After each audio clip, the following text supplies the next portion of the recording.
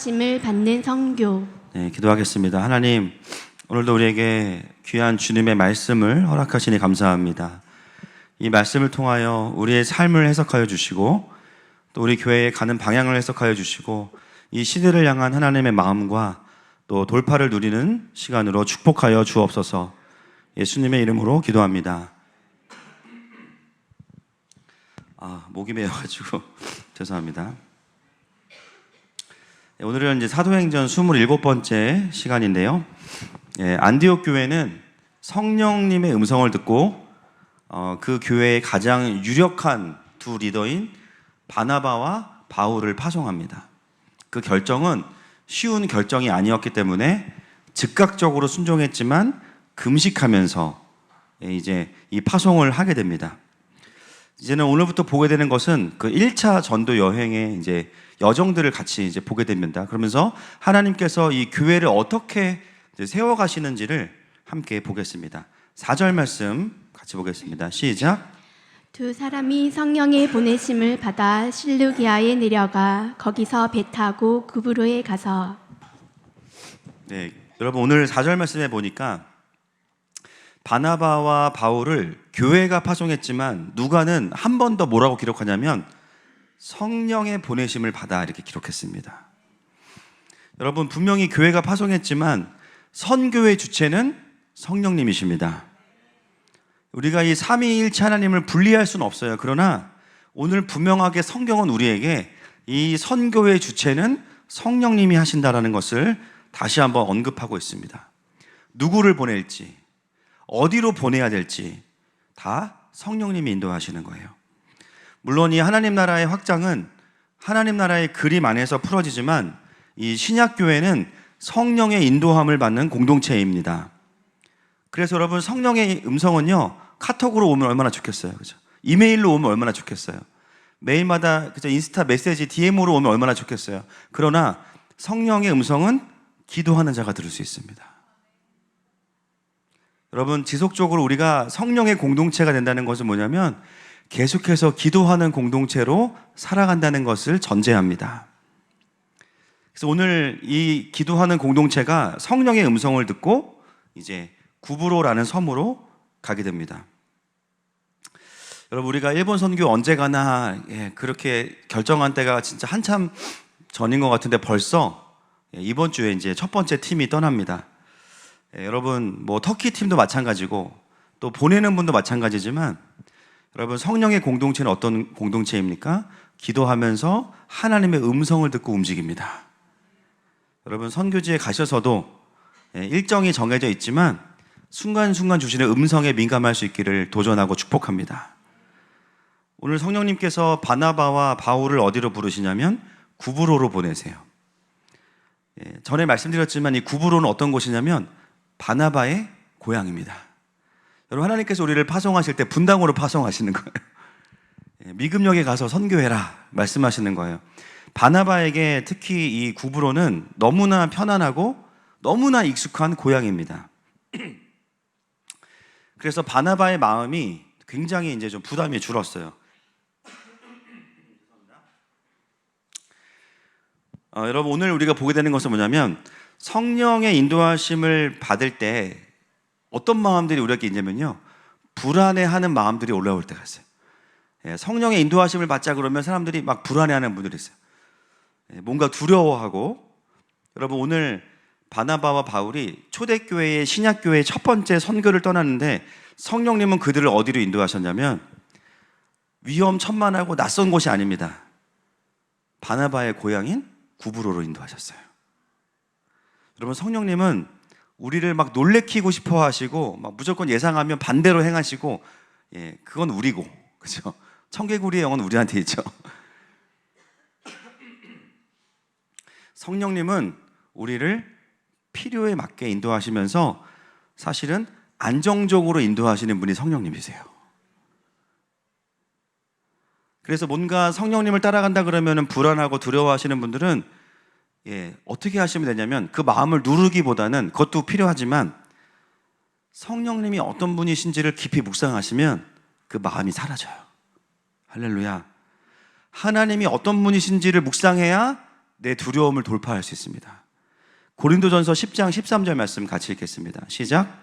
사람이 감당할 시험 밖에는 너희가 당한 것이 없나니 오직 하나님은 미쁘사 너희가 감당하지 못할 시험 당함을 허락하지 아니하시고 시험 당할 즈음에 또한 피할 길을 내사 너희로 능히 감당하게 하시느니라. 아멘. 여러분, 하나님 어떤 분이세요? 감당할 수 있는 시험만 주십니다. 아멘이 안 나와요.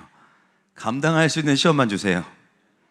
그리고 감당하지 못할 것 같으면 어떻게 하신다고요? 피할 길을 주십니다. 성경에 써 있어요. 그죠? 여러분, 이것을 진리라고 믿으십니까?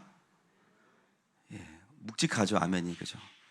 벌써 내가 감당하지 못할 것들이 막 떠오르면서 사실 우리가 이 말씀을 아멘으로 받기에는 우리의 삶에 참으로 많은 감당하기 어려운 것들이 있습니다.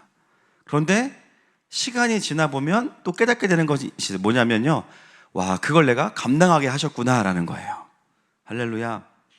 여러분, 사단은 끊임없이 우리에게 뭐라고 도전하냐면 너 그거 감당할 수 없어. 그러면서 그 틈을 벌리고 어떤 메시지를 집어넣어요? 무기력, 절망, 소망 없음을 집어넣습니다. 여러분, 우리가 우리의 삶에 일어나는 수많은 도전과 또 우리가 돌파해야 되는 문제들이 있습니다. 오늘 이 말씀을 붙잡길 축복합니다. 여러분, 감당하기 어려운 거지 감당치 못하는 건 아니에요. 할렐루야. 오늘 예배를 통해서 내 삶의 모든 시험을 감당할 수 있는 새 힘이 부어지기를 선포합니다. 모든 무기력과 절망은 끊어지기를 선포합니다. 그리고 하나님은 감당치 못할 것 같으면 피할 길을 내실 거예요. 그럼 우리는 빨리 도망가면 돼요. 할렐루야. 그 하나님을 신뢰하시길 축복합니다. 자, 그래서 이제 바나바는 자기가 너무 익숙한 이 구브로라는 섬으로 선교를 가게 됩니다. 자, 5절 말씀 보겠습니다. 시작. 살라미에 이르러 하나님의 말씀을 유대인의 여러 회당에서 전할세 요한을 수행원으로 두었더라. 두 사람이 구브로에 가서 어디에서 복음을 전하고 있어요? 회당에서 복음을 전합니다. 유대인의 여러 회당이에요. 여러분, 구브로 섬에도 이미 회당이 세워져 있어요. 그리고 디아스포라 유대인들이 거기에도 다 가 있는 거예요. 여러분, 바울의 부르심은 무엇입니까? 이방인을 향한 사도입니다.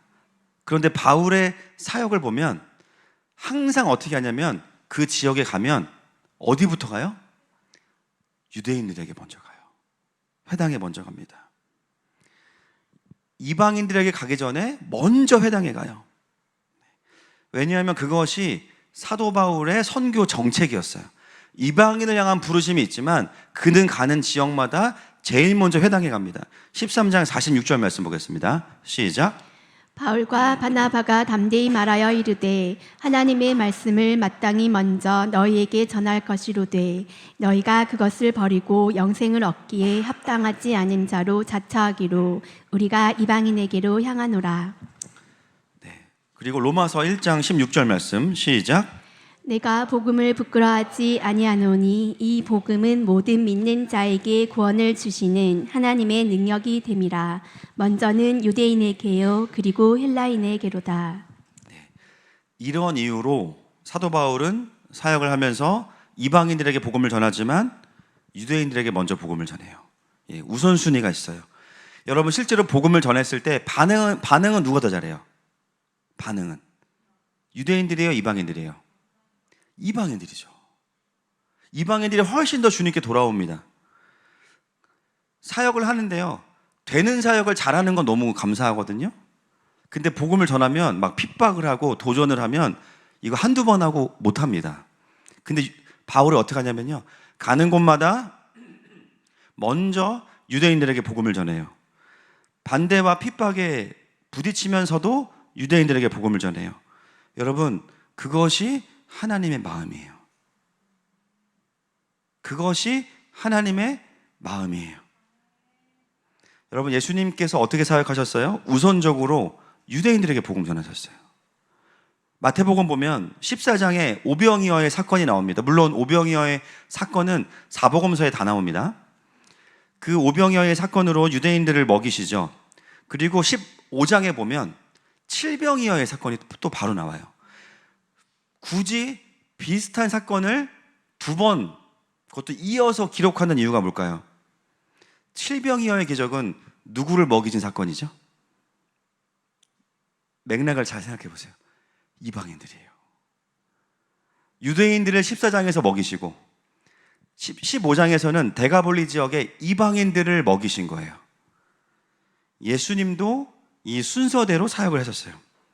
바울도 자기의 부르심이 이방인을 향한 복음을 전하는 자지만 회당에 가서 유대인들에게 복음을 전합니다.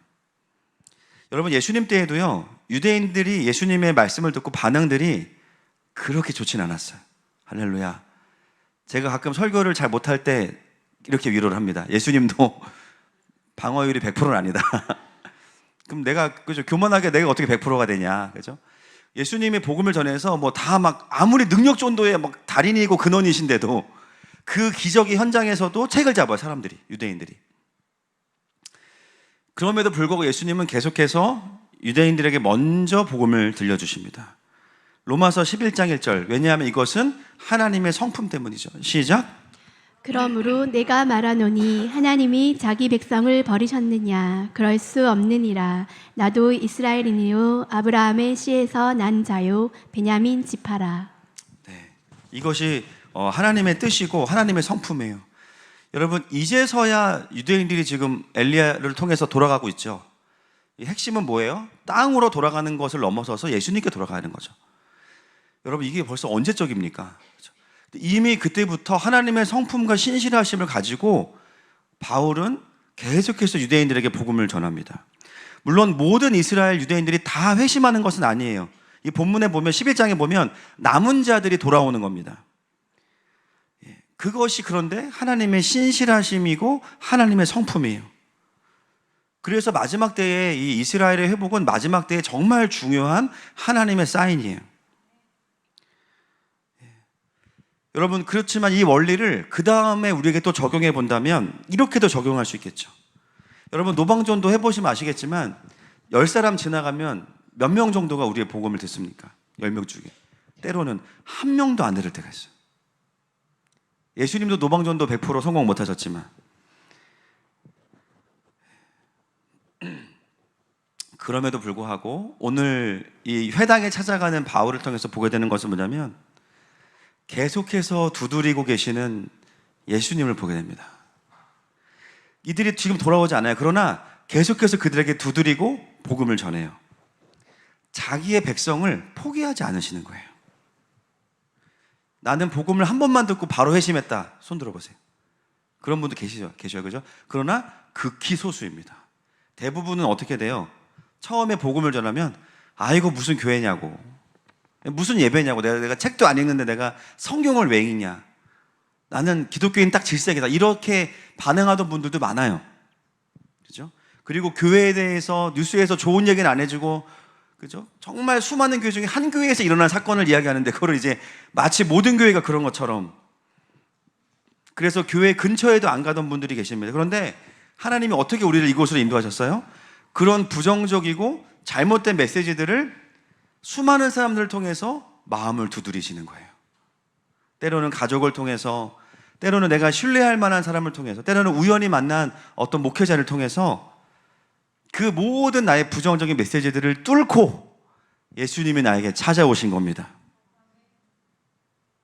그래서 예수님을 만나고 나면 뭘 깨닫냐면, 내가 예수님을 찾기도 전에 끊임없이 나의 마음을 두드리신, 나를 포기하지 않으시는 예수님을 떠올리게 되면 너무 감사한 겁니다. 오늘 이 유대인의 회당에 처음부터 가는 이 사도 바울, 앞으로도 계속 거절당하고 그럴 텐데 계속해서 유대인들에게 가는 바울을 보면서 우리는 하나님의 백성을 포기하지 않으시는, 할렐루야, 신실하신 하나님을 보게 됩니다. 여러분, 지금 누군가를 품고 기도하는 분들이 계시죠? 보통 그런 분들은 장기 환자들이십니다. 그죠? 한 번에 안 돼요. 그죠? 내 배우자일 수도 있고, 자녀일 수도 있고, 또 친한 친구일 수도 있지만, 아무리 틈을 보려고 틈이 없는 분들이 있어요. 그럼 여러분, 계속 두드리십시오. 할렐루야. 두드림 자체가요, 그 영혼에 하나님의 그 은혜의 마일리지를 쌓아놓는 거예요. 나중에 회심하고 나면 그렇게 고마워하고 그 두드림 자체가 그 영혼을 포기하지 않으시는 하나님의 메시지입니다. 앞으로 우리가 이제 권능전도, 노방전도, 복음전도 할 텐데 모두에게 다 복음을 전할 수 없어요. 그렇죠? 그냥 때로는 근데 교회에서 나왔다는 것만으로도 그 사람에게는 그게 메시지가 될 거예요. 아멘이시죠? 그리고 어느 순간 나에게 열어주시는 영혼들이 있을 때 우리는 길거리에서도 회심하는 역사를 보게 될 줄로 믿습니다. 또 일본에 가서 그런 구원의 열매가 있기를 선포하고 축복합니다. 자, 6절 말씀 보겠습니다. 시작. 온 섬 가운데로 지나서 바보에 이르러 바 예수라 하는 유대인 거짓 선지자인 마술사를 만나니.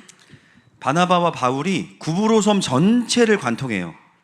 그러면서 이제 쭉 사역을 했는데요. 여러분, 이 오늘 사역에 보면 여러분 사도행전을 누가가 기록했죠, 그죠? 누가는 역사가기 때문에 사역의 열매가 있으면 반드시 기록해요. 예를 들면 빌립보에 가서 두아디라에 가서 누구를 만났죠? 자주장사 루디아를 만납니다. 이 루디아를 통해서 빌립보 교회가 개척이 되죠. 그런 걸 기록해요, 열매를. 오늘 보세요. 첫 선교인데 구브로 섬이 작은 섬이 아닙니다. 섬 전체를 관통해서 왔는데요. 복음을 전했다는 말은 있는데 누가 회심했다는 말이 없어요. 그 말은 뭐냐면 회당에 가서 복음 전하고 사람들에게 복음 전했는데 회심한 사람이 없어. 첫 선교인데 아무런 열매가 없는 거예요. 여러분, 이 기록을 통해서 뭘 알 수 있습니까? 여러분, 이 선교는 누가 주체이시죠? 성령님이 주체이시죠. 성령님이 가라고 해서 갔어요. 그러면 어떤 일이 벌어져야 돼요, 적어도. 그리고 그냥 일반인이 간 게 아니에요. 누가 갔어요, 지금? 그 유명한 바나바와 바울이 갔어요. 그러면 일단 배 타고 나서부터 배 선장부터 회심해야 돼. 할렐루야. 근데 아무 일도 일어나잖아.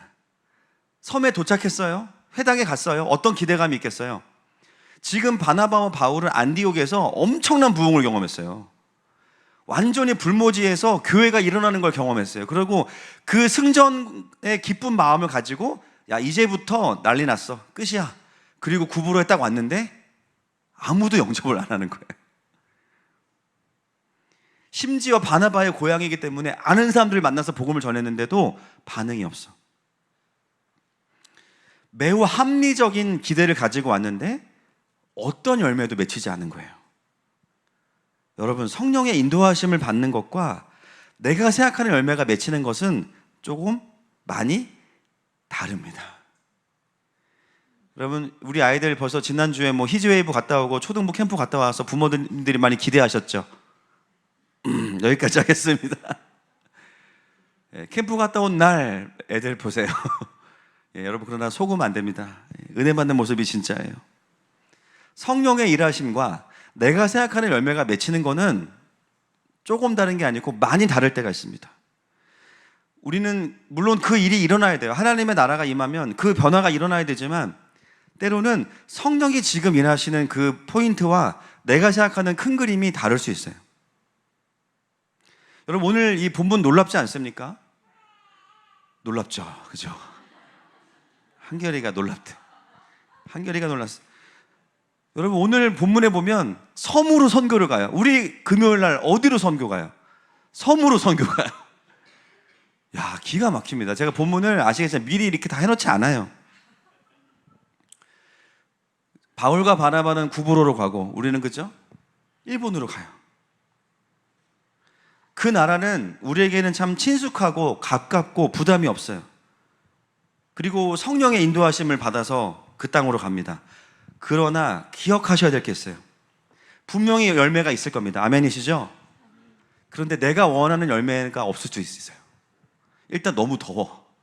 지금 일본은 40도입니다. 여러분, 죄송합니다. 내년부터는 우리가 기후조사를 하고 날짜를 정하겠습니다. 어떤 분들은 일본에 가면서 야, 하늘마음교회 가면 천황이 회심하겠지. 막 우리에게 용서를 구하고 막 독도는 당연히 너네 거다 그러면서 막 일본 본토를 주겠지 막 이렇게 생각하시는 분도 있어. 그리고 막 일본의 교회가 막 그냥 동시적으로 막 바로 다 깨어나고 막 그러면 너무 좋겠어요. 할렐루야. 그러나 우리가 갔을 때 그 일이 안 일어날 수도 있어요. 정작 오늘 본문처럼 첫 선교이고 영광스러운 선교인데 딱 한 사람만 회심할 수도 있어요. 서기오 그 총독 바울 같이. 여러분, 그래서 우리가 하나님의 나라의 사역들 할 때는요, 다른 걸 기대하는 게 아니라 하나님을 기대해야 됩니다.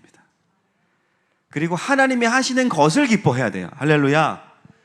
내 스스로의 기대에 너무 부풀면 안 됩니다. 결국 하나님께서 하시는 열매들을 가지고 기뻐해야만 낙심하지 않게 돼요. 우리 섬으로 선교를 가는 모든 하나님 마음의 군사들은 이것을 명심하시길 축복합니다.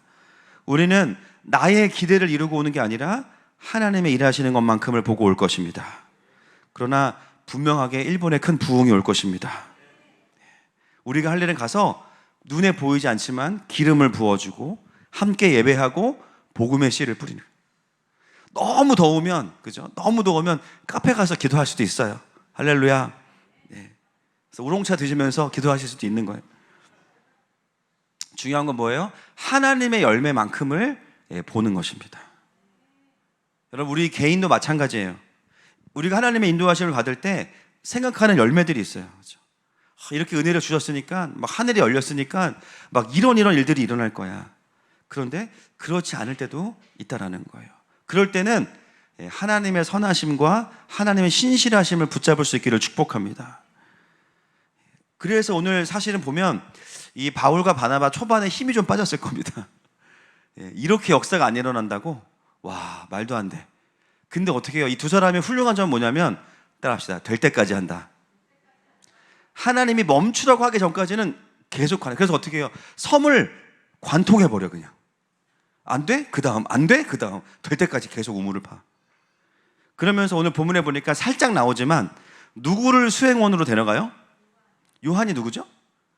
마가 요한이에요, 마가. 오늘은 요한 얘기를 별로 안 하겠지만 요한을 수행원으로 왜 데려갔을까요? 교회에 뒀다가는 제가 요한의 그죠? 사자성어로 처치곤란, 그죠? 교회를 곤란하게 하는 사람이기 때문에 안 데려갈 수가 없는 거예요. 바울의 그 친척인 루기오는 놔둬도 돼. 그냥 어떤 사람은 맡겨놓으면 잘해. 근데 마가는 멀리 두면 큰일 나요. 언제 사고 칠지 몰라. 그러니까 수행원으로 데려가는데, 데려갔다는 말을 잠깐 하는데 역할을 뭐 했다 이런 건 없어요. 그죠? 그러니까 누가 누구를 수행하는지는 몰라요. 다음 주에 보면 마가가 여기서 어떻게 했는지를 알 수 있는 거예요. 그죠? 이걸 보면서 와, 이게 참 슬프다. 여러분, 마가의 입장에서는 그렇게 염려를 끼치면서 선교지에 가서 영광을 볼 수 있다는 것은 되게 기쁜 일이잖아요. 은혜입니다. 근데 한편으로는 뭐냐면 민폐예요. 합쳐서 은혜와 민폐를 합쳐서 은폐. 이게 우리의 삶이에요. 하나님 영광을 보니까 너무 좋아. 막 근데 나를 벗어난 관점에서 나를 보면 나를 커버하기 위해서 수많은 천사들이 동원되고 있어요. 제가 봤을 때 마가 주변에 3만 명 있습니다, 천사. 어디 가면 야, 못 가게 해라. 저거 못 사게 해라. 참 마가를 보면 참 뭐라고 할 수 없는 게 내가 은폐니까. 은혜도 있지만 때로는 내 공동체에 그렇게 내가 유익이 안 되는 것 같다 생각이 들 때도 있어요. 그래서 그냥 이거는 팩트만 말씀드려요. 그냥 그렇다고만 말씀을 드리겠습니다. 뭐 마가처럼 되자 아니자 이것도 아니에요. 하여튼 그렇습니다. 넘어가고, 자, 이제 그렇게 해서 구브로 섬을 관통하고 나서 어디에 이제 이르게 되냐면 섬 그 가운데로 지나서 도시 이름이 좀 기분이 안 좋아요. 뭐라고 됐어요? 바보입니다. 도시 이름이 바보예요. 이게 한글 바보는 아니니까 너무 그렇게 기분 나빠하지 마시고, 그러니까 마치 지금까지 사역을 약간 부정당하는 도시에 온 것 같아. 바보, 그죠? 네 힘으로 했지 바보, 막 이런 느낌이잖아요.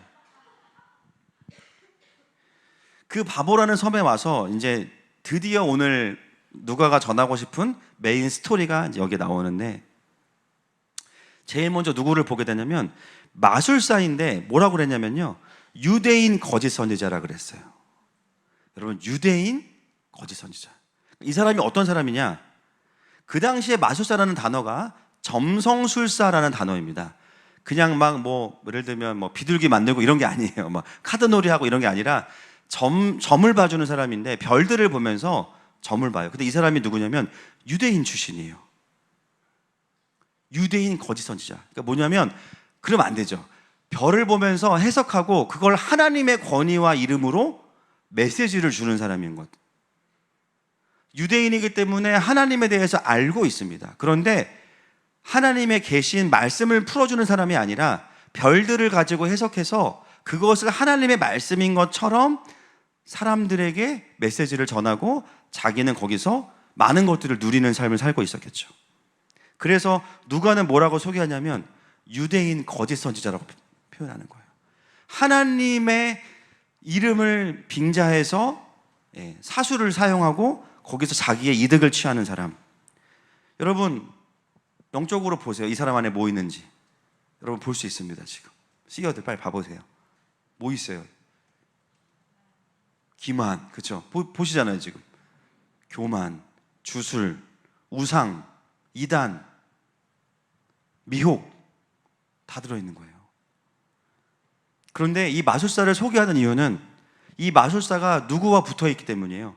오늘 본문에 전도해야 되는 그 한 사람, 총독 서기오 바울, 그 옆에 이 거짓 선지자가 붙어있다는 거예요. 여러분 이게 어떤 구조냐면 에베소서 6장 12절 보겠습니다. 시작. 우리의 씨름은 혈과 육을 상대하는 것이 아니요 통치자들과 권세들과 이 어둠의 세상 주관자들과 하늘에 있는 악의 영들을 상대함이라. 예, 우리가 도주선교 3단계에서 배우는 것처럼 모든 정사와 권세에 결정하는 이 모든 구조 뒤에는 그것을 다스리는 어둠의 권세들이 같이 있다 그랬죠. 그래서 다니엘도 바사의 군주 뒤에 있었던, 그죠? 그 원수들이 있잖아요. 정사와 권세를 조종하는 영들이 있는데 오늘 그 영들이 누구에게 들어갔냐면 이 마술사 엘루마 안에 들어가 있는 거예요. 총독 서기오 바울은 그 당시에 여기에 그 총독은요 굉장히 높은 자리입니다. 이 섬 전체의 리더거든요. 근데 이 사람 옆에 누가 딱 붙어 있어요? 유대인 거짓 선지자 마술사가 붙어 있어요. 그러면 서기오 바울이 이 사람에게 뭘 물어보겠습니까? 오늘 뭐 짜장 먹을까 짬뽕 먹을까 이런 거 물어보겠어요? 기도해봐. 그 섬의 중요한 정책을 결정할 때 어떤 정책을 가져야 되고 어떤 법을 만들어야 되는지를 물어봅니다. 그럼 어떻게 해요? 하나님께 기도하고 얘기해 주는 게 아니라 성경적 가치관이 아니라 자신을 위한, 사람을 위한, 사람의 탐욕을 위한 그런 법들을 이야기해 주겠죠. 그래서 이 엘루마 안에 들어있는 가장 강력한 영은 뭐냐면 이세벨입니다.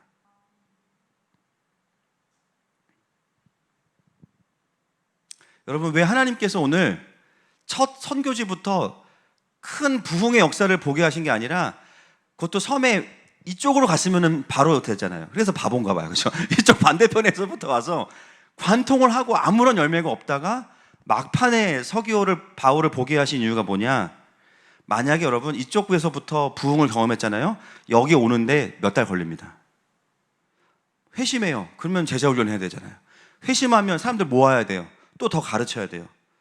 근데 그냥 여러분 전문 용어로 아싸리 아무도 영접을 안 하니까 그냥 관통해서 누구한테 왔어요? 이 섬의 리더한테 그냥 딱 와버린 거예요. 그게 하나님의 전략이고 하나님의 그림이었습니다.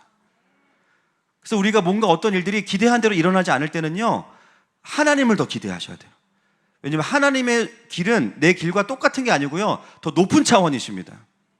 아예 이 섬 전체의 정사와 권세를 결정하는 그 한 사람을 돌이키게 함으로 인해서 이 섬 전체의 하늘을 열어버리는 것. 할렐루야. 그것이 하나님께서 이 섬을 향한 하나님의 계획이었던 거예요. 따라합시다. 하나님의 인도하심을 받는 게 지름길이다. 인도하심을 받아야 시간을 아낀다. 아멘. 오늘 바울과 바나바는 그거를 경험하고 있습니다. 그런데 여러분 이 서기오 바울이 어떤 사람이냐? 7절 말씀 보겠습니다. 시작. 그가 총독 서기오 바울과 함께 있으니 서기오 바울은 지혜 있는 사람이라 바나바와 사울을 불러 하나님의 말씀을 듣고자 하더라. 바울이 어떤 사람이냐면요. 이 바울은 서기오 바울이죠. 그것도 참 특이해요. 바울이 바울을 바꾸잖아요. 바울이 지혜 있는 사람인데 어떤 지혜를 갈구하냐면 하나님의 말씀을 듣고자 해요. 그러니까 이 서기오 총독 바울은요, 갈망러입니다. 그래서 자기 옆에 누굴 두냐면 하나님의 뜻을 알고 싶으니까 하나님과 관련된 리더를 찾다가 거기에 누가 들어온 거예요? 이 거짓 선지자인 엘루마가 들어온 거예요. 여러분, 말씀에 열정이 없는 사람은 이단에 안 빠져요. 옆 사람에게 선포합시다. 안심하십시오. 시작. 우리는 그러니까 이단에 빠지는 사람은 그때 기억나세요? A급 그죠? 말씀에 열정이 있고 그러니까 이단도 아무나 전도하지 않아요. 네, 그러니까 여러분 안전하시니까 걱정하지 마시고 진짜 말씀을 알고 싶어하는 분들이 어느 순간에 그냥 신천지로 빠지고, 그죠? 하나님 어머니한테 가 있고 막 그러는데, 오늘 이 총독 서기오 바울이 그런 거죠. 하나님에 대한 갈망은 있는데 진짜 복음을 들을 기회가 없으니까 그 자리에 소위 말하는 거짓 선지자가 들어와 있는 거예요. 여러분, 이 도시 안에 수많은 하나님을 갈망하는 자들이 있어요.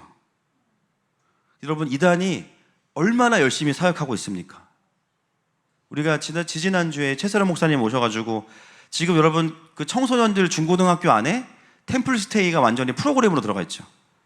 애들이 어렸을 때부터 그냥 불교가 너무 가까워지고, 그 템플스테이를 누구도 하냐면 이슬람도 합니다. 지금 가서 사원에 가서 애들 막 경배하는 거를 문화체험으로 가르쳐요. 교사 연수, 또 대학을 세우고 집집마다 이제는 이단들이 가서 열심히 전도하고 있어요. 제가 요즘에 어떤 마음이 들었냐면, 좀 회개한 게 뭐냐면, 우리는 전도 안 해도 성도들을 하나님 보내시니까 우리는 그냥 임재 전도로 땡기기만 해야지, 그 생각을 했는데 이것도 아닌 것 같아요. 제가 보니까 하나님의 임재를 가지고 나가야 돼요. 할렐루야. 여러분, 수많은 사람들이 하나님을 알고 싶어 하는데 하나님의 사람들이 오지 않으니까요, 이단들이 가요. 그리고 예수님께로 데려가는 게 아니라 거짓 선지자들이잖아요. 결국 뭐예요? 지옥 가는 거예요. 그래서 우리가 뭐 교회를 키운다라는 관점에서의 전도가 아니라 정말 갈망을 가진 분들에게 진리를 배달할 수 있는 강력한 배달의 민족이 되시기를 축복합니다. 그런 차원에서 우리가 힘을 내어서 복음을 전해야 돼요. 이단들이 가기 전에 먼저 가서 복음을 전하고, 내가 있는 직장과 가정에 무조건 복음을 전할 수 있는 구조가 세워질지어다. 하늘마음교회가 더 공격적으로 진리를 전하는 교회가 될 것을 축복하고 선포합니다. 그래서 바울과 바나바가 이 총독에게 복음을 전했더니 어떻게 하냐? 8절 말씀 보겠습니다. 시작. 이 마술사 엘루마는 이 이름을 번역하면 마술사라. 그들을 대적하여 총독으로 믿지 못하게 힘쓰니. 총독은 말씀을 듣고 싶어 하는데요, 마술사가 어떻게 하냐면 믿지 못하게 힘씁니다. 어떻게 방해할까요? 만남 자체를 일단 못 만나게 하겠죠. 약속을 잡아줘야 되는데 우리 총독 바빠. 그리고 바울과 바나바가 시간이 안 된대요. 양쪽에서 이간질해서 못 만나게. 그리고 만나서 말씀을 가르치면 돌아가고 나서 딴소리 하는 거예요. 아, 저거 틀렸다고. 예수님만 구원이 아니다, 예를 들면. 그러면서 믿지 못하도록 힘을 씁니다. 여러분, 여기에 정말 중요한 영적인 원리가 있어요. 영적으로 갈망이 있지만 복음이 들어가지 않는 분들 안에는 뭐가 있어요? 엘루마가 있어요. 지금 본문은 눈에 보이는 엘루마지만 영적으로 보면 그 사람에게 복음을 전하는데 복음이 들어가지 않아요? 그럼 그 속에 뭐가 있어요? 믿지 못하게 힘쓰는 강력한 대적이 있는 거죠. 자기의 선입견, 잘못된 정보, 영적인 묶임. 그리고 어떤 분들은 그런 분들 있죠. 야, 오늘 이 예배는 이분 꼭 와야 되는데 꼭 못 와. 이 수련회, 이 집회는 꼭 안 와. 전화해보면 별일 없었어. 여러분 우리 스스로도 어떤 예배를 가거나 훈련을 받기로 했는데 그거를 받을 수 없는 상황들이 펼쳐진다 그러면 반드시 그 훈련 받으셔야 됩니다. 반드시 그 예배 가셔야 됩니다. 할렐루야. 여러분, 우리가 은혜 받을 거를 사단도 알아요. 왜냐하면 와서 제 원고를 보고 가기 때문에. 제가 원고를 자꾸 바꾸는 거예요. 제가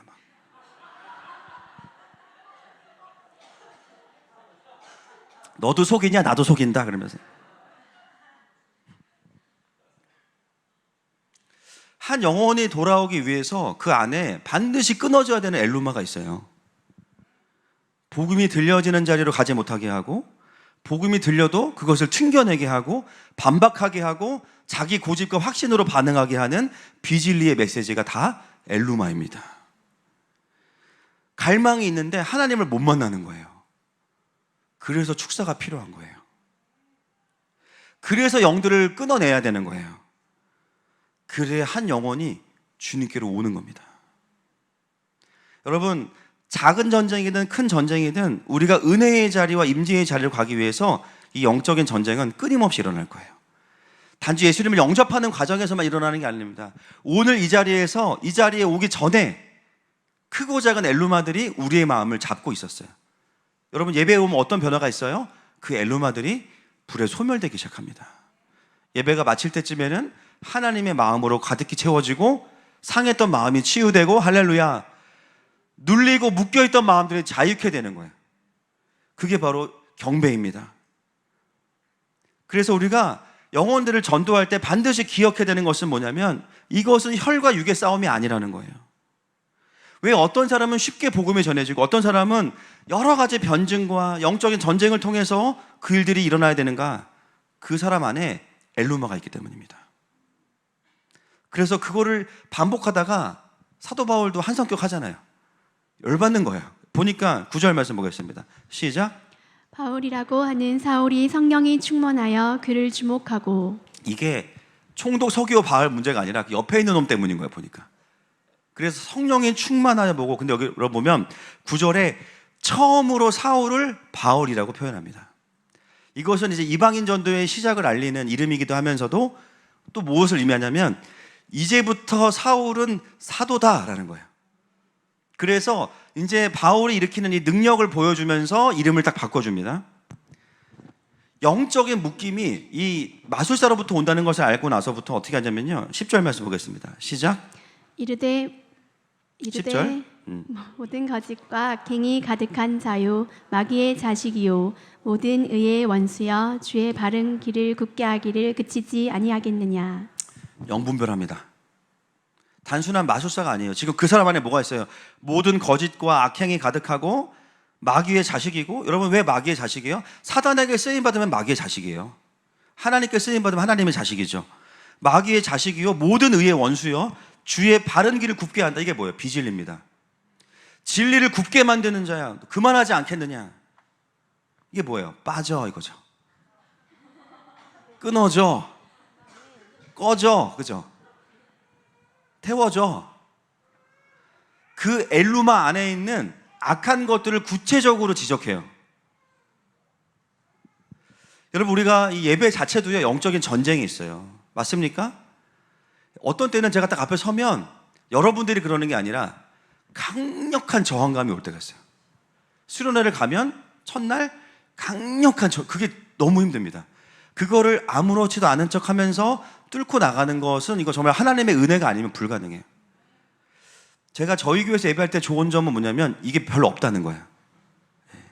다른 데 가면 힘듭니다. 한 영혼이 주님께로 돌아올 때 이 예배 안에서 일어나는 것은요, 우리가 보면 고상하게 앉아있고 에어컨이 틀어져 있지만 영적으로 세 번째 하늘에 가보면, 두 번째 하늘에 가보면 여기 완전히 지금 피바다입니다. 완전히 말씀으로 완전히 막 창으로 막 서로 찌르고 난리도 아니에요, 사단하고. 한 영혼이 주님께로 돌아올 때 이 전쟁이 반드시 수행되어지는데, 바울은 사도로서 권능을 사용하고 있어요. 이제 야, 이거는 총독 서기오 바울을 설득한다고 될 문제가 아니다. 악한 이 진들을 먼저 끊어야 돼. 그러면서 엘루마 안에 있는 악한 것들을 향하여서 선포하는 겁니다. 여러분, 오늘도 예배 가운데 하나님의 영광이 비춰질 것을 선포합니다. 십자가의 복음이 선포되어질 때 우리를 묶고 있는 모든 엘루마들은 끊어질 것입니다. 그래서 사울이 바울로서 선포하는 거예요. 자, 11절 보겠습니다. 시작. 보라, 이제 주의 손이 내 위에 있으니 내가 맹인이 되어 얼마 동안 해를 보지 못하리라 하니 즉시 안개와 어둠이 그를 덮어 인도할 사람을 두루 구하는지라. 놀라운 능력을 행합니다. 여러분, 이거 보면요, 이게 누가 경험했던 거예요? 11절 본인이 경험했던 거예요. 이걸 경험했던 거예요. 그러니까 똑같이 그걸 해주는 거예요. 보라, 이제 주의 손이 내 위에 있으니 내가 맹인이 되어 얼마 동안 해를 보지 못하리라. 눈이 가리워질 거다. 즉시 안개와 어둠이 그를 덮어 인도할 사람을 두루 구하는지라.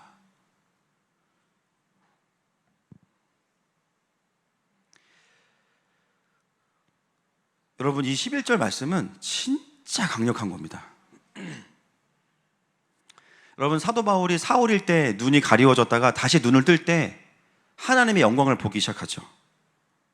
여러분, 하나님의 빛은 어떤 기능이 있냐면 사단은 눈이 멀게 해요. 우리를 못 찾게 만들어요. 하나님의 사람들은 깨어나서 하나님을 보게 합니다. 사도 바울이 선포할 때 엘루마에게 그 현상이 일어났어요. 여러분, 엘루마가 이걸 경험한 것은 축복이에요, 징계예요? 사실은 축복이에요. 그 뒤에 나오지 않지만 저는 엘루마가 눈이 띄워지면서 하나님을 보게 되면 참 좋겠다. 그러나 오늘 본문에서는 눈이 감기워져요. 여러분, 하나님의 빛은 사단의 시력을 잃어버리게 만듭니다. 여러분, 사단의 특징이 뭐냐면 어둠의 자식이거든요. 근데 하나님은 그거보다 더 깊은 어둠을 줄 수 있어요, 사단한테. 어둠도 하나님의 주권 아래에 있는 겁니다. 흑암을 깊음 위에 두시는 하나님을 경배합니다. 그래서 갑자기 엘루마가 보이지 않으니까 어떻게 해요? 바울이 다른 바울을 데리고 카페로 데리고 가서 거기서 이제 복음을 전하는. 갑자기 너무 잘 들려, 막 복음이. 그래서 12절 보세요. 시작. 이에 총독이 그렇게 된 것을 보고 믿으며 주의 가르치심을 놀랍게 여기니라. 할렐루야. 영적 전쟁에서 승리하니까 영혼이 돌아옵니다. 우리 일본 팀 가서 더우면 카페 가셔도 돼요. 카페 주인이 구원받을 거예요. 할렐루야. 자유케 된 총독이 그걸 보고 돌아온 건 뭐냐면 그 섬 전체의 정사와 권세가 예수님께 굴복한 거예요. 마태복음 12장 29절 보겠습니다. 시작. 사람이 먼저 강한 자를 결박하지 않고서야 어떻게 그 강한 자의 집에 들어가 그 세간을 강탈하겠느냐. 결박한 후에야 그 집을 강탈하리라. 아멘. 그러므로 우리의 사역은 아무리 강력한 어둠의 권세에 누군가 잡혀있다 하더라도 그 사망 권세입니다. 더 강력한 십자가의 생명 권세로 그것들을 끊어낼 수 있습니다. 그리고 그들을 돌이키게 하는 거예요. 여러분, 우리가 금요일 날 우리 슈퍼맨 목사님을 통해서 구출하는 사역이 얘기해요. 제가 그날 목사님 12시에 가셨거든요. 정말 와, 수많은 이야기들을 해주셨어요. 제가 그 처음 듣는 얘기도 많았습니다. 그 탈북하는 목사님을 7명의 그 조선족인지 누가 하여튼 아이들이 사주를 받아서 암살을 한 적도 있어요. 근데 어떤 일이 있었냐면 이 목사님께서 오늘 바울처럼 그 공의에 대한 선포를 하신 거예요. 공의에 대한. 그들을 구체적인 어떤 질병을 선포하셨는데 정말 놀랍게도 그 아이들이 한 명씩 그렇게 그 질병이 온 거예요. 한 명은 다음날 급사한 사람도 있어요. 왜 그럴까? 어떻게 이게 가능할까? 그것은 하나님의 공의의 차원에서 그 영역에서 하나님께서 특별하게 하시는 어떤 역사들이 있는 것 같아요. 여러분, 남을 향해서 그렇게 하시라는 얘기가 아니에요. 네. 사망 권세와의 그 싸움에서 그런 일이 벌어지는 거예요. 제가 한 가지 정리할 것은 뭐냐면 우리가 그날 말씀을 들으면서 좀 혼돈되셨을 게 있어요. 뭐냐면 언제는 우리가 김정은을 구원해달라고 기도했다가 언제는 또 죽여달라고 기도했다가 그러면 지금 예수님도 안 죽고 죽었다 살았다를 몇 번을 했는데 이게 하나님의 관점에서 사실은 같은 말이에요. 왜냐하면 여러분, 북한의 주민들이 사망 권세에서 풀려나야 복음을 들을 수 있습니다. 맞습니까? 그 과정에서 뭐가 수반돼야 되냐면 정권이 무너져야 돼요. 그러니까 낮은 연방제 이런 거는 우리가 안 키우는 거예요. 그죠? 복음을 전할 수 없기 때문에. 그리고 알겠지만 북한은 평화 통일할 마음이 단 0.1도 없어요. 그러니까 거기에 속으면 안 되죠. 그죠? 그러니까 우리가 뭐 전쟁을 좋아해서가 아니고 그들은 어떻게든 우리를 낮은 연방제로 해서 무력으로 이제 딱 하려고 하는 건데 우리가 그걸 간파하기 때문에 그걸 이제 거절하는 거고, 그래서 이제 가짜 평화 통일이나 뭐 공존한다 이런 건 이제 그냥 이상적인 얘기고, 그래서 우리가 이 북한에서 기도할 때는 정권이 무너져야 되는 것은 맞습니다. 그런데 우리가 그럼 김정은 죽여달라고 기도해야 되냐? 사실 우리가 최근에 어떻게 기도를 바꿨어요? 구원해달라고 기도를 바꿨죠. 그 이유는 인간적인 긍휼함 때문이 아니잖아요. 그때 그 메시지의 핵심이 뭐였어요? 김 목사님 메시지의 핵심이 뭐냐면 우리가 그를 심판해달라고 말하는 순간 그 헤아림으로 대한민국의 교회도 똑같이 심판받아야 되는 건데, 우리가 잘못 생각하는 건 뭐냐면 우리는 선이고 저기는 악이라고 생각하는 것 자체가 교만이라는 거예요. 여러분, 저는 그 슈퍼맨 목사님이 왜 그렇게 기도하시는지 너무 공감돼요. 실제로 그 사역을 해보면 그들의 악함은 이루 말할 수가 없습니다. 여러분, 진짜 사역에 뛰어드는 사람들은요, 이게 알아요. 얼마나 그 권세가 악한 건지. 그러니까 그런 기도가 나올 수밖에 없어서 저는 충분히 공감이 되지만, 우리가 인본주의적이거나 인도주의적인 차원에서 김정은을 구원해달라는 게 아니라 사실 이 기도의 핵심은 대한민국의 교회를 보호하는 거예요. 여러분, 우리가 뭐 사모대지를 뭐 어떻게 해달라 말라 이거를 안 해도 하나님이 알아서 심판하세요. 우리가 그 생명을 주관하는 게 아니니까. 그래서 우리가 김정은의 구원을 위해 기도한다는 것을 다시 한번 리마인딩을 드리고, 복음 통일 자체는 복음을 전할 수 있는 통일이어야 된다는 거예요. 정권만 무너진다고 해서 그들이 자유케 되는 게 아닙니다. 예수님 만나야 돼요. 우리는 거기에 타겟팅을 하기 때문에 복음 통일이라는 말을 쓰는 겁니다. 그래서 좀 헷갈리실까 봐. 여러분, 다윗이 사울을 얼마나 죽이고 싶었겠어요? 사랑스러워서 축복했습니까? 여러분, 이 축복이 진짜 무서운 기도인 거예요. 원수의 머리에 숯불을 쌓는 겁니다. 그 차원에서 이해하시면 다 이제 아우를 수 있다. 혹시 궁금해 하실까봐. 그래서 금요일 강사 목사님도 뭐라고 했냐면 마지막에 꿈꾸는 자가 오는도다. 뭐냐면 하나님이 하셔야 된다는 거예요. 그리고 우리가 갖고 있는 확신은 뭐냐면 하나님이 하실 때가 가까이 왔다라는 거예요. 그래서 다르지 않다는 것을 말씀을 드립니다. 다시 원래로 돌아와서, 여러분, 탈북민 사역 너무너무 쉽지 않죠? 저는 근데 그 사역도 쉽지 않지만 우리가 하는 사역은요, 탈사망 권세 사역입니다. 그 안에 탈북민 사역이 들어있는 거예요. 여러분, 거기만 치열해요? 여러분, 여기도 치열합니다. 모습은 다르죠? 사망 권세로부터 한 영혼을 구출하는 사역은 쉽지 않습니다. 교회가 하는 일은 이 큰 개념 안에서 사람들을 살리는 거예요. 여러분, 북한 주민들이 우리나라로 이제 오시는 것은 천국으로 오는 게 아니에요. 여기 와서 더 많이 타락해요. 더 많이 물들어요. 여기 온다고 행복해지는 게 아니에요. 하나님의 나라가 임해야 행복해지는 거예요. 그래서 우리는 남한도 북한도 답이 아니에요. 킹덤이 답이에요. 오히려 이곳에 와서 마음이 부유해지고 물질이 풍성해지고 살만해지니까 더 예수님께 안 나오는 지체들을 볼 때 마음이 안타까워요. 저는 국경을 넘을 때 그렇게 가난한 마음으로 주님을 찾던 자들이 살만해지니까 하나님을 떠나. 뭐가 축복인지를 우리는 분별해야 됩니다. 결국은 악한 권세로부터 영혼들을 구출해내는 것이 우리의 사역의 가장 근본적인 정체성입니다. 여러분, 이번 주 내내 다니기 힘드셨죠? 특히 전철역 주변으로 말도 안 되는 일들이 벌어지고 있어요. 묻지마 칼부림 사건. 더 놀라운 것은 한 번만 그 사건이 일어난 게 아니라 신림에서도 일어나고 우리가 살고 있는 분당에서도 일어났어요. 그리고 심지어 그걸 보고 사람들이, 어떤 자폐아 고등학생은 자기도 올렸어요. 자기도 그렇게 하겠다 예고하고, 또 학교에 들어가서 또 그렇게 해코지하고, 또 오리역에서 하겠다고 또 올리고, 유사범죄들이 막 일어나고 있습니다. 여러분, 뭘 느끼십니까? 온 나라에 사망권세가 풀어졌어요. 그동안 풀어진 사망권세는 똑같은 사망권세인데 뭐였냐면요, 자살이었어요. 그동안 계속. 지금은 이거 더 강력해질 겁니다. 코로나 이후로 하늘이 열리면서 악한 영들이 그냥 다 풀어졌어요. 새 일회가 시작된 거죠. 그러면서 사망권세가 풀어지면서 젊은 세대들 안에 지금 자살률 급증하고 있습니다. 여러분, 저는 북한도 심각한데 대한민국 만만치 않습니다. 물질의 차이가 있을 뿐이에요. 우울증 훨씬 깊어요. 훨씬 깊어요. 여러분, 기독교 이념으로 세워진 그 대학들도 지금 자살하는 아이들이 나오고 있고, 구원의 확신이 없고 삶의 소망이 없는 아이들이 선택할 수 있는 게 예수님이 아니고요, 스스로 삶을 끝내는 거예요. 청소년 자살률 급증. 근데 이제는 어떤 일이 벌어져요? 내가 죽지 않고 내 분노 때문에 나와 상관없는 사람들에게 내 분노를 쏟아붓겠다. 똑같은 사망 권세가 다른 사람을 죽이는 것으로 풀어지고 있습니다. 여러분, 이거 우발적인 거 아니고요. 사망 권세의 영의 역할이에요. 사람들을 사망 권세로 휘어잡아서 조종하는 엘루마, 사망 권세의 엘루마가 지금 이 땅 가운데 풀어져 있는 겁니다.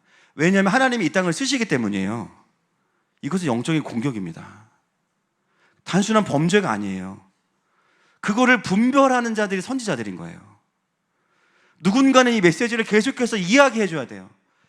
지금 이 땅에는 전철역마다 경찰만 필요한 게 아니고 하나님을 경배하고 제단을 가지고 오고 권세들을 끊어내는 하나님의 사람들이 세워져야 됩니다.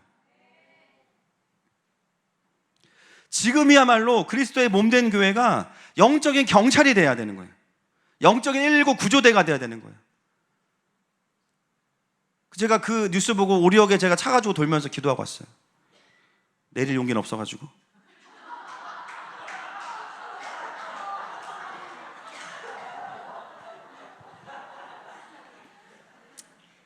제가 아직 그 정도는 안 됩니다.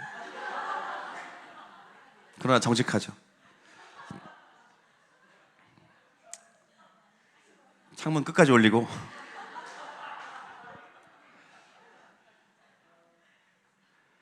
여러분, 이럴 때 교회들이 먼저 앞장서서 그 일을 해야 되는 거예요. 여러분, 전철역마다 교회가 있어요. 할렐루야. 그럼 적어도 그죠, 우리가 미금역, 오리역, 정자역은 사수한다 이렇게 나오면 되잖아요. 그죠? 그리고 각 공동체에 기도하는 분들과 또 전에 기도를 하셨던 분들 있어요. 또 밤무대에서 그런 분들이 오셔서 지켜주셔야 되는 거죠. 그러면 교회를 향한 시선이 바뀝니다.